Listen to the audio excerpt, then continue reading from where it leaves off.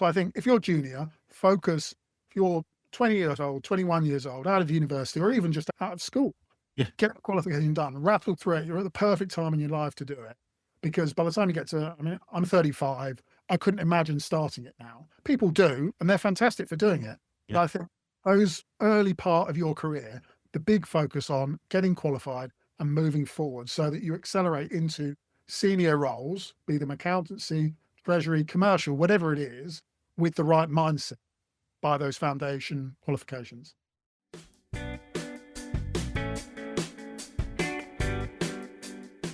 Welcome to this week's Treasury Career Corner podcast, where I interview Treasury professionals about their Treasury careers. Each and every week, I'll talk to treasurers about how they built their careers, where they are now, where they see both themselves and the Treasury profession going to next. Let's get on with the show. In this week's show, I'm joined by Tom Fuller, the Financial Controller and Head of Treasury at Form 3. Form 3 was established in 2016 by 4 banking and technology leaders with a single purpose: to transform outdated, complex and costly payments infrastructure to a modern, cloud-native, real-time payments as a service. Yeah, I've got that right, thank goodness. They do this by offering a fully managed payment technology platform for financial institutions as a service. Their vision is to be the world's most trusted provider of payment technology by designing, building and running the technology that powers the future payments. Now, I'm going to get into that a little bit later on the show with Tom. It was fantastic when he explained it all to me early when we had our pre-call, but I'm going to go back through Tom's corporate career, and it's still corporate treasury career, but it's really interesting how you've then got into Form 3 and everything else. Tom, I'll hand over the reins to you. We were just talking before the show. You first started in accounts payable, but engineering and everything. So give us a start. Over to you, sir. Sure. Thanks, Mike. Yeah. So, I mean, my career did not start in the traditional kind of graduate scheme, doing accountancy and then moving to industry. Yeah. I started on a 2-week contract with TUI Travel at Luton Airport. On cold calling, working in credit control, just working down a list of various different customers that were chasing and debtors. And then that moved on, and it went from 2 weeks to, oh, why don't we stay for 6 months? We like what you're doing. And I worked my way around the shared service center as it was then, and eventually was coaxed into starting a SEMA qualification, which I completed at TUI whilst working in their airline finance team. So I had just for our US, this is SEMA, by the way, Chartered Institute of Management Accountants. So it's a management accounting qualification but you study on the job, don't you? Yes, that's right. And it's the challenge really I think a lot of people in the industry face, where they're juggling day-to-day work, trying to progress in the career, doing interviews for different jobs, and ultimately making sure they pass their exams to get to that next level of experience and quality. So I think ultimately I got through all of that and was doing a management accounting job in airline finance, spending a lot of time building knowledge around how aircrafts are cared for, the MOTs they go through, which are called C checks. And then progressed into treasury because we had to feed in cash flow forecasts into group treasury on a regular basis as part of our month-end process. And I just found it interesting to understand the way a big tour operator such as TUI hedged out its foreign currency exposures and managed its fuel requirements. And can you explain again for the audience? I know TUI, I used to recruit for TUI, as you know, and everything else. Who are TUI at that, or who were they at that stage? Because obviously they've evolved in recent years. And then a part of that, how did you discover Treasury? You said you were talking to Treasury or feeding in. Both of those, if you would.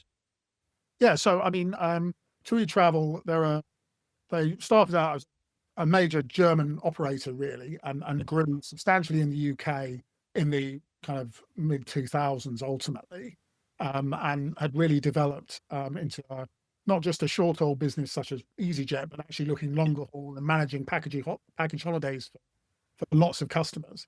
And they're in the millions in terms of the footprint of customers that they would serve, and they would be operating as far as Asia and also into America with a lot of the kind of the Disney tourism, etc. Yeah. So they had a wide footprint and a lot of operation stretching across Europe. And they were obviously a keen employer locally when I was growing up. So that was kind of a natural foothold into the world of work when I started. And the treasury function there is a group treasury that's headed at Crawley, which is just Gatwick Airport. Oh, yeah. And then we had a subsidiary function in Luton. And ultimately, it was a fantastic way to gain some real hands-on experience on how a big firm operates in hedging out really large currency exposures when they had such a UK market dominance and such a big requirement in terms of managing currencies day to day, but also planning for a winter season or a summer season. So we had to make sure that we knew by cost element how much money you're going to spend for 6 months at a particular planning rate, and then go, fine, how are we going to hedge that out to make sure that we blend into an achieved rate for that season that we can make sure keeps the margin of the business at a particular threshold. So very, very intricate and ultimately very, very complex for a lot of different stakeholders through the business to make sure they were ultimately managed the group's bottom line.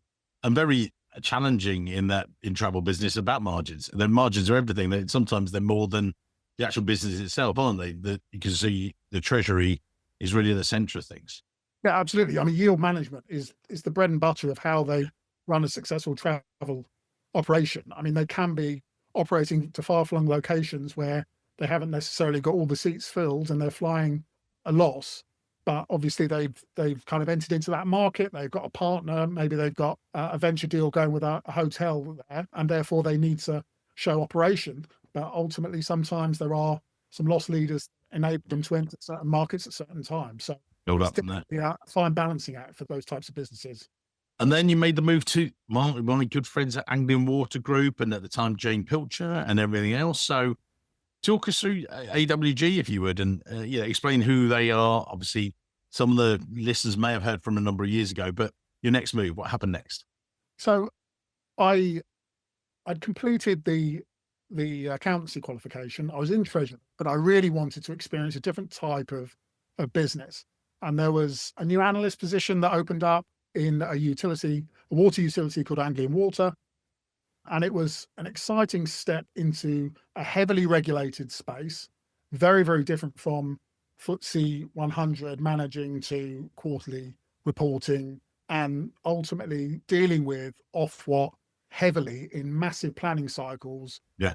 They call asset management periods, and it felt like a bit of a step into an unknown, but also a Treasury department that was completely different in terms of the risks it was managing.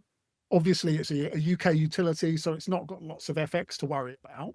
But as we all know, with the water industry, there are a lot of kind of debt transactions that are built up over time, and a lot of risk management has to take place in looking at where interest rates are now, where they're going to be in the future, and how they lock in interest rate risk to make sure that they're not overspending for the debt that the companies are carrying at any one time. So that whole kind of debt management piece was a completely different window for me to step into and understand. And it took me into the world of IFRS 9, hedge accounting for interest rate swaps, cross-currency swaps, and really looking at how a business that was privatized in around 1989, how that had progressed to build all the assets and services that it needed to for a growing region such as East Anglia, and make sure that it's getting the appropriate finance in place whilst working with the regulator. So it was an established team of around 15 to 20 people, and there was a very formal front office, middle office, and back office, not necessarily subsidiary treasuries, but a treasury function. We did treasury management system implementations. We did a lot of front office dealing with actually transacting with the banks over the phones initially, and then as automated and electronic dealing came in place as well with Bloomberg terminals. And it was just showing the next level of treasury and how ultimately large group treasury functions work. Before we go on to your next role at Apex, I wanted to sort of just touch in there because you talked about technology. I know that's a strength of yourself and you've really developed that. What have been maybe, we're looking back in, to late 2020 around there sort of thing. And you were doing a lot of the technology stuff. What were the challenges you faced and, how did you get through them sort of thing at that period? So, we're pre-AI. So it's only 5-6 years ago, but technology is a strength of yours.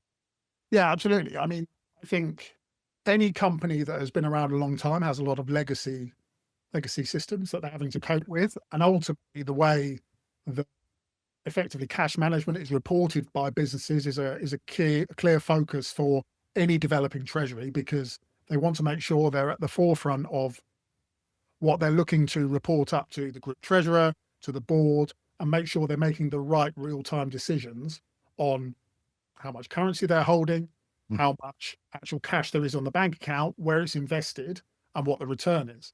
So a clear thing for us when we were working through our Anglian Water was, how do we make sure that we are getting in place a one-stop shop for all of our banking information?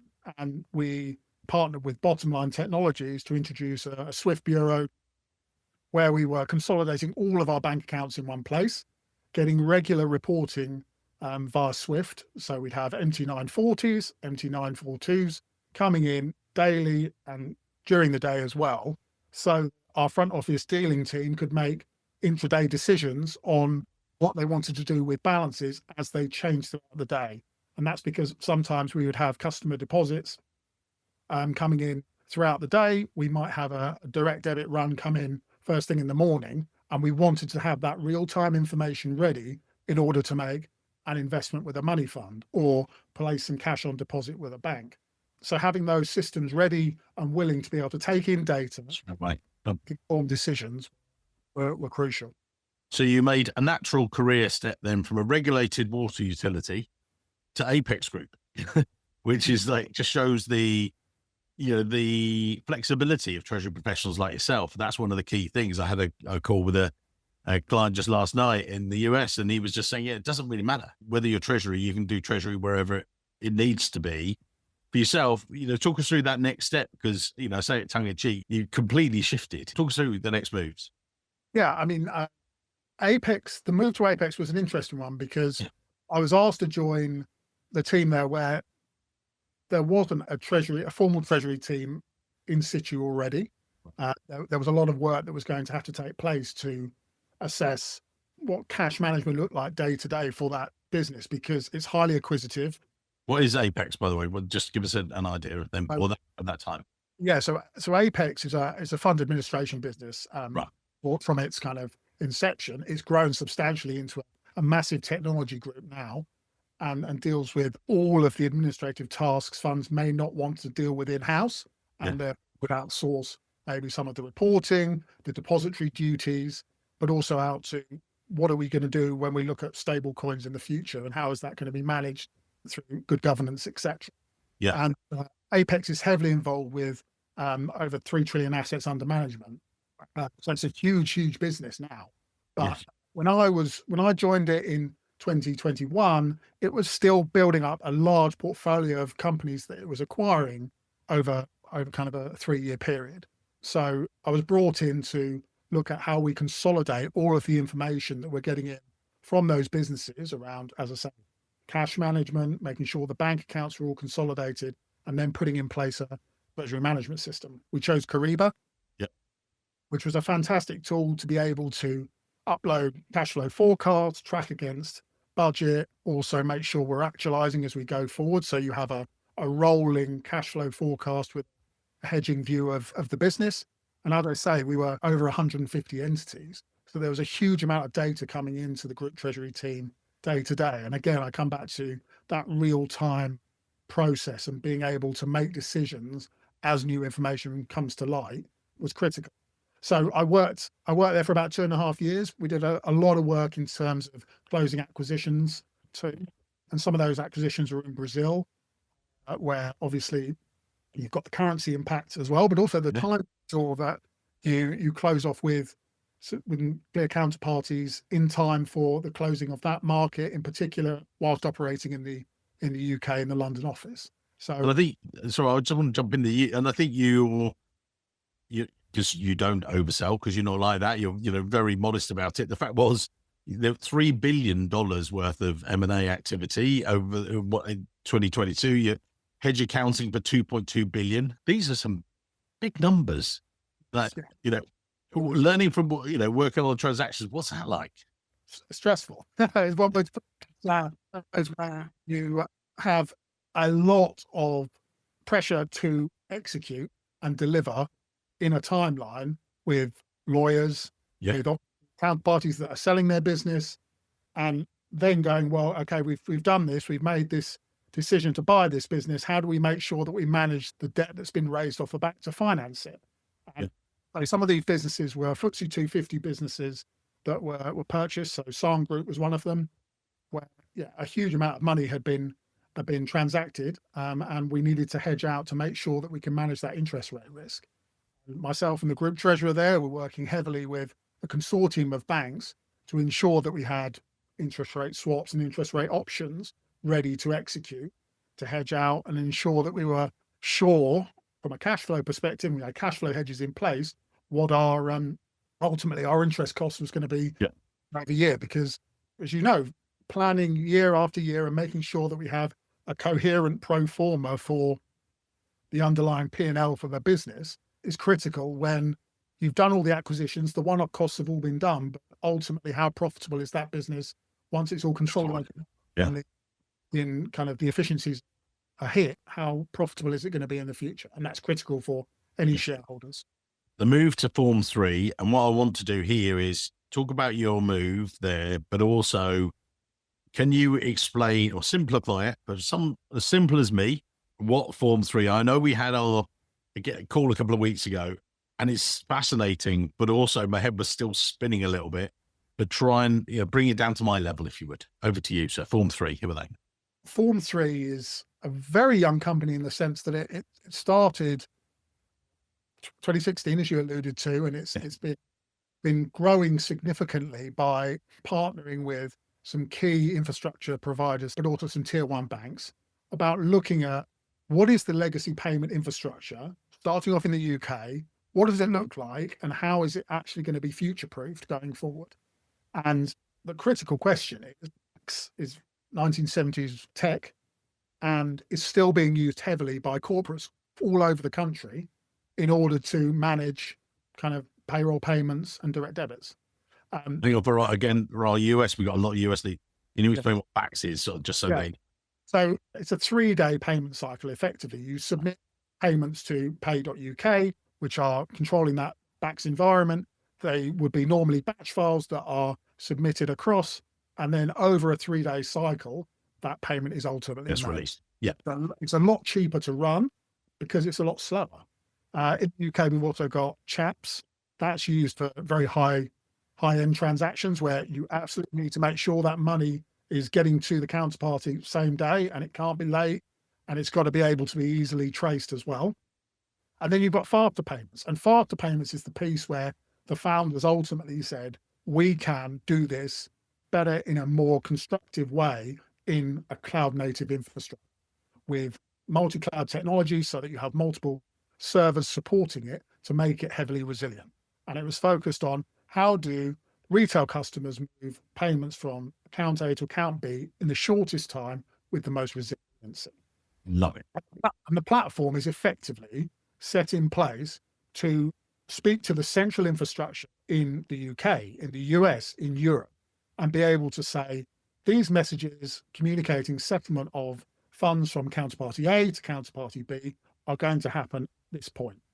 Once those messages are received and reconciled and those counterparties are notified, effectively within a platform, at the end of the day, those banks can do the formal cash settlement, the Bank of England or the bank elsewhere. So it's in the clearing that Form 3 sits as the platform provider to kind of come back to that same phrase of one-stop shop, to be able to say, whatever payment rail you're trying to transact through, Form 3 can assist in confirmation there, does not sit in the money flow. We are separate to that. So we're almost just the reconciler of the messages as they're moved across the network. You're the channels, your channel provider. It's brilliant. Yes. And you explained that well to me the other day, so I thought that it was worthy of re-mentioning. But you went in there into the head of Treasury role. Talk us through what was Treasury like there. That they're an advanced company, so was it all sorted, just take over everything and turn a handle? So Form 3 was advanced. It has gone through Series C fundraising in 2021, and it's built out a significant amount of its platform through that funding. What the Treasury function needed when I stepped in was making sure that we were making use of the investment vehicles that I know are available in the market to make sure that if we're sat on cash, we're not just leaving it on the bank account. Or if we are, we've spoken to the bank account and ensured that we've got the right interest rate agreement there. We're using the right number of bank accounts for our currency exposures. And we're making sure that day to day, we are intervening to keep those balances where they need to be so that our working capital is solved for. And we're not over keeping cash on funds when actually we need to make sure we're not running overdrafts. And that day-to-day cash management piece was first and foremost what I needed to do. And it's now grown substantially into how do we look at processes in the team to take this company into the next level of a mature finance function. And you're in a fast growing fintech environment, like literally, but then you're managing debt relationships, and on the other, and you got liquidity, you got all those balances coming at you, big themes and everything else. How do you reconcile that in your head again for the listeners? Because they might also be going, yeah, I face those problems. Yeah, I think coming into a fintech environment and a startup headspace, it's very challenging because you're going through and saying, have I got the best financing deal in place currently? Is it what we need in terms of the currency we've been supplied? What are the rates like versus what we could now get in the marketplace? Who are the stakeholders behind us and supporting the business? Are they in it for the long term or not? And it's how do you ensure that you're managing all those relationships, keeping the investors up to date with the latest market trends, how the business is performing and how it's growing. Because critically, we are obviously scaling significantly. We have lots of customers in the pipeline. We need to be able to be communicating that growth trajectory, not least in revenue, but also the volumes that the business is dealing with. And we process circa 300 million transactions a month. So it's a significant amount now that we are working with, and our platform is heavily resilient for because of the partnerships we've had with the investors, but ultimately the tier one customers that we brought along the way.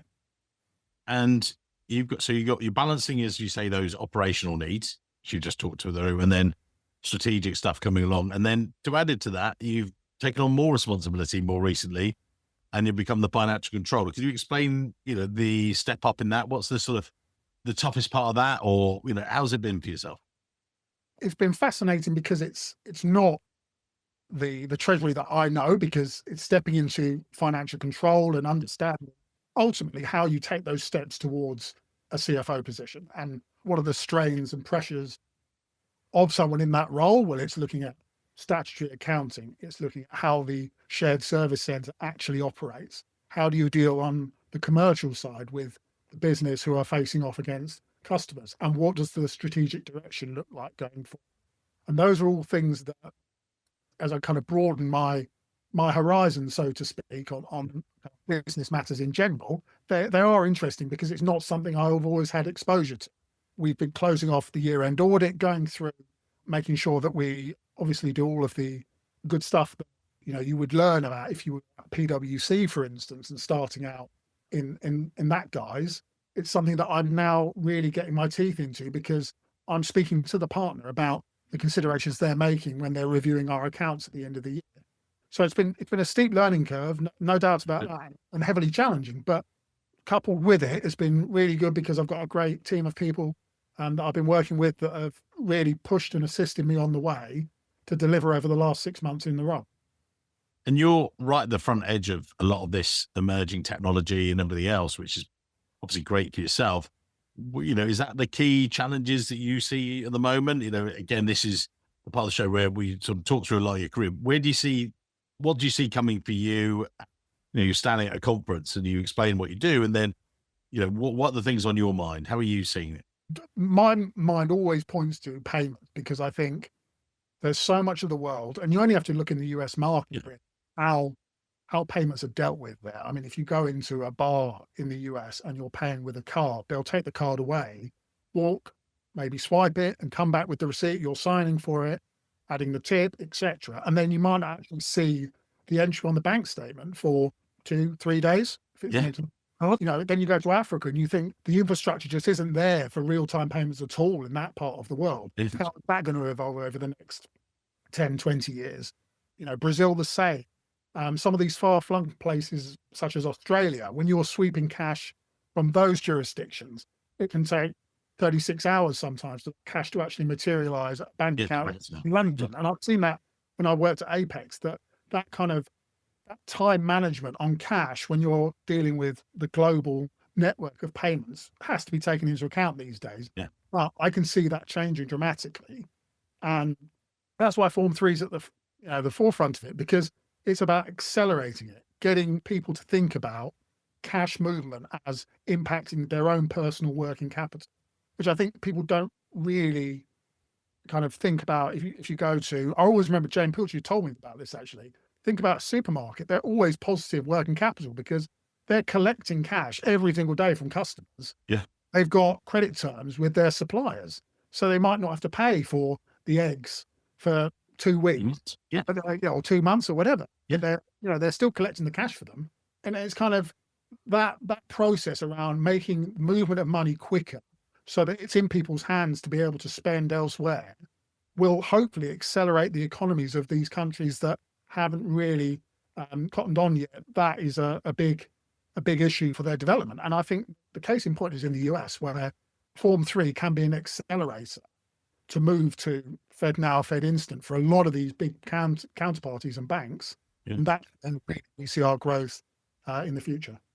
Our podcast is sponsored by ICD. ICD are an independent platform trusted by thousands of Treasury professionals worldwide to manage short-term investments. One global treasurer recently told me it was one of the smartest technology decisions they've made. No license fees, rapid setup, and tangible returns. If you're looking for a smarter, simpler way to manage your liquidity, then head to find out more at our partners page, treasuryrecruitment.com/partners, and find out much more. Let's get back to the episode. And you mentioned about the US, we've obviously got our US business, our LLC, and we do a lot of our business out there as well. And we work with Bank of America. I can tell that, that's fine. But we've just signed up with Mercury Bank, and the speed at which they're moving, it's like I talk to you guys on the podcast each week, the way that they turned it around. And then actually we can validate you, or we need your KYC, but the KYC was all done online. And then we did a couple of verification checks, and then I did it with my passport. And I'm like, okay, this took me 3 weeks before when I originally set up my bank account out there. Now it was done in an evening. I'm like, okay, but it was all, verified. And I was really impressed by them. It was like, okay, this is catching up very quickly, sort of thing. Absolutely. Digital banks are a game changer globally. And the speed in which all of the compliance is achieved is fantastic, really, in the way that they can assess your identity by taking photographs of yourself, your passport, and then match it all off. We see that with counterparties like Revolut, just from a purple perspective. It's a bit of a game changer, UK, but it's going to happen globally. I don't know if I should have given a shout out to Mercury. I'll have to recheck or see if I get an affiliate code. That would be really good, actually. As a very happy customer so far, guys, there they go. Enough shout outs for that. Let's go back to Treasury. Biggest challenges, would you say, at the moment, or other things that you've been going through and you think, right, that's, obviously, as you've just touched on, all the evolution of stuff, other things that are coming along? Yeah, I think AI is a massive opportunity for Treasury, but I do think it's a challenge because you have to make sure that it's being used in the most useful way to enhance decision-making at the top of a group or company. Obviously, Treasury systems have focused on cash matching bank statement versus tagging rules in systems for a number of years. I can only see that accelerating as more passing rules are put in place to be able to look through narratives on statements. But ultimately, if bank payments are not articulated properly in kind of the information that's included in the remittances, it's very challenging to get really accurate data. It all comes back to, you have to make sure that the inputs are ready to be read by the appropriate system. I think AI will be able to make informed decisions as it goes along and keep learning, but there has to be that fallback of someone to be able to go through and say, actually, did we spend all of that on payroll this month? Or are there some taxes that have dripped in here that have been miscoded? And I think the problem is if you just let it accelerate off suddenly and you don't look at a cash flow statement for quarter and you come back and look at it as a CFO in a company, and the way, accounts payable has moved, it's been tagged incorrectly, suddenly your whole ledger can be quite out of kilter quite quickly. And then you're going to have to go through and spend a lot of time unpicking it. So I just think the acceleration to how AI is used in accountancy needs to be considered. But I do think it's going to be a game changer, just in the way that accountants are used for the future of businesses. And it's an interesting one, actually, because I was interviewed myself by someone the other day where I saw it, and because I talked to so many treasurers, and they were asking me about where I've seen it with treasurers. And I was saying to them, look, I see this as massive, exactly as you said, massive opportunity. The problem is in the middle bit, as I put there's a lot of noise. And actually, I see they're becoming more of a burden a little bit on treasurers, where you guys before, you were being asked a few years ago to look at different technologies coming along. Blockchain, could you look at this? Could you look at payments on behalf? All this different stuff. And actually, you're in teams and you've been told by yourself, go look at this, go look at this. And actually, it was already on top of a heavy workload. So a big burden there. But now I think the problem is, and I find it in recruitment, every day I'm getting deluged with this noise of, you could use this AI system, you could do this. And actually, I don't know about you, I've started to turn down that volume a little bit, because I'm thinking, do you know what? I've got to focus on the basics first and then see who wins. I've often said that a lot of treasurers are late adopters in a good way. Go out, see what happens. Yes, you can be the route master, but actually there could be a lot of time wasted on that as well. And you thinking the same?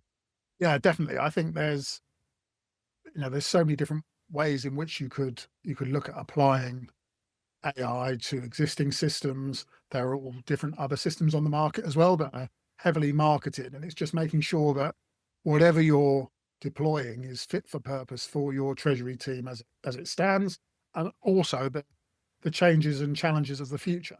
So I think you have to be considered in how you approach the new technologies that come available. And I don't want to do the takeaways yet. We'll do those shortly. But if you were giving advice to treasurers listening today, or treasury professionals, whatever level they might be, so it's not the wrap up sort of thing, but other things that you think people should be thinking. You've got this great career, and as I say, I've known you for many years and know the companies you work with. Looking at that, someone's listening to the show today going, oh yeah, that's good advice. What other advice would you give to people before we get to them? My big thing, I think a lot of treasury teams don't think about, because they haven't really had to in the past, is what do the payments infrastructure look like for your business going forward? How is Swift going to change its standards? What impact does that have on the way you make payments to customers or vendors? How are you going to manage that transition? Because it's coming. There's going to be more compliance placed on businesses, people as well, to make sure that they're being clear about why they're sending funds to certain areas, certain jurisdictions, and how is your team set up to be able to deal with that more kind of focus, fraud and compliance. Should responsibility for that sit squarely just with Treasury, or what's the sort of percentage, would you say, with general finance and things like that? Who's in charge of it, would you say? Well, the thing is, historically, it's always sat with Treasury in terms of making sure that your customer checks and obviously fraud, etc. I think it's shifting, isn't it? With AI coming along, and how is that going to impact how banks trace for fraud, transactions, etc. We will see how that's adopted. Obviously, it's a very heavily regulated space. I think where I've worked in teams, especially around kind of the key compliance issues, is that relationship with the legal department is critical to understand from the customer success team how we are onboarding a particular customer, and why we're going down that route with a particular customer is important too. So it definitely has to be a coordinated approach to make sure that it's not just sat with Treasury to go through all the paperwork to make sure that we comply with regulations and there's sanction lists. But there is that communication in the business to ensure the right people are involved at the right times to make decisions on counterparties, vendor management, and ultimately customer. Okay, so we are getting towards the end. So you've been very kind with your time today. We're going to put your LinkedIn details in the show notes. This is the wrap up, as you know, that I give each week, but I wanted to ask two things. Firstly, key skills, mindset, if you're a more junior treasury professional, you've made that progression. So I wanted to ask you about that to answer that sort of area, and you might have your own answers as well. And then more, for the more experienced treasurers, what do you think they should be doing? So not a two-part question, not two questions, but what would you say? If you're junior, I think the big thing for me is get your qualifications done. I think you look at the accountancy, obviously, is one headspace, Yep. but also the treasury qualifications that are available too. They are there to teach you the right route through and the right thought processes to think about business. And I really do feel like if you stop halfway with a lot of these qualifications and only do parts of it, it does limit you professionally, but also it just limits you in terms of how you think about where your career could get to. Yeah. So I think if you're junior, focus. If you're 20 years old, 21 years old, out of university, or even just out of school, get the qualification done, rattle through it. You're at the perfect time in your life to do it. Because by the time you get to, I'm 35, I couldn't imagine starting it now. People do, and they're fantastic for doing it. Yeah. But I think those early part of your career, the big focus on getting qualified and moving forward so that you accelerate into senior roles, be them accountancy, treasury, commercial, whatever it is, with the right mindset by those foundation qualifications. Yeah, you got that route map, if you like, which is fantastic. And then as you get a bit further on, other things that you think that treasury professionals or more senior finance professionals should be thinking about as well. Yeah, certainly the managers that I deal with, the things that I always say to them in terms of trying to develop them going forward is make sure you can see tasks as this is what I need to do today and close. Don't linger. Don't let things kind of jump over several days to get things finished. Yeah. Make sure that if you committed to a date to finish something, do it, because that is the way you get through your work and ultimately you perform. I see a lot of people where they might have a task that they've got 2 weeks to complete. They know that they can complete it probably within that first week, but they still let it drip over into the second week.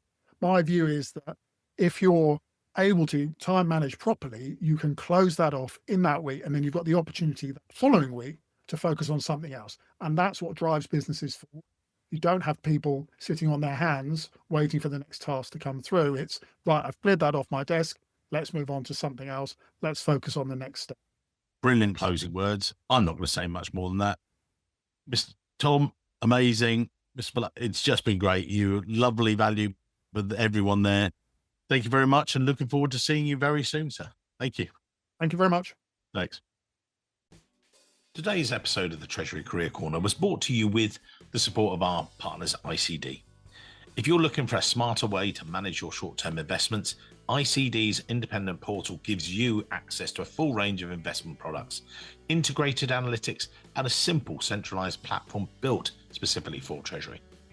If you head over to treasuryrecruitment.com/partners, you can learn more, and we'll be able to connect you with the right person at ICD for both you and your business. Many thanks for listening to the show, and thanks for your continued support.